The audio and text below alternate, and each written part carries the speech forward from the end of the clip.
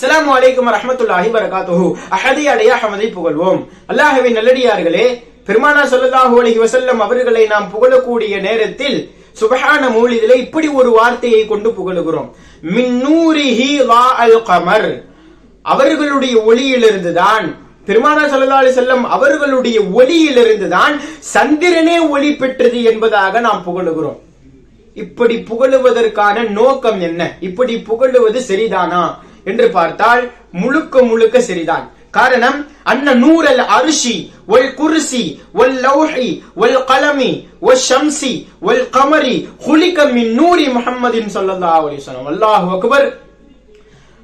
அல்லாஹ்வுடைய அர்ஷ் சிம்மாசனம், அந்த அர்ஷாக இருக்கட்டும், குர்சி என்ற படைப்பாக ஆகட்டும், லௌஹல் மஹ்ஃபூல் அந்த விதி புத்தகமாக ஆகட்டும், வல் கலம் அந்த எழுதுகோலாக ஆகட்டும், வஷம்ஸ் சூரியனாக இருக்கட்டும், வல் கமர் சந்திரனாக இருக்கட்டும், இவைகள் அனைத்தும் குலிக மின் நூரி முஹம்மதின் ஸல்லல்லாஹு அலைஹி வஸல்லம். இவைகள் அனைத்துமே பெருமானார் ஸல்லல்லாஹு அலைஹி வஸல்லம் அவர்களுடைய ஒளியிலிருந்துதான், அந்த நூரே முஹம்மதிலிருந்துதான் படைக்கப்பட்டது என்பதாக அறிவிப்புகளிலே சஹாபாக்கள் நமக்கு அறிவித்து தருகிறார்கள். நபி ஸல்லல்லாஹு அலைஹி வஸல்லம் அவர்களே இப்படி சொல்லுகிறார்கள், பாருங்கள். குன்து நூரம் பைன யதையில்லாஹி தஆலா கப்ல ஐ யக்லுக ஆதம பி அல்ஃபை ஆம்.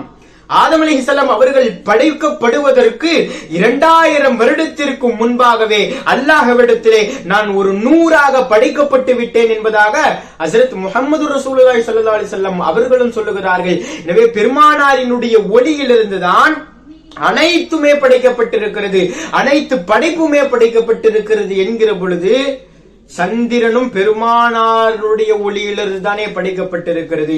எனவே உண்மையை தான் நாம் சொல்லுகிறோம், உண்மையை கொண்டுதான் பெருமானாரை நாம் புகழுகிறோம்.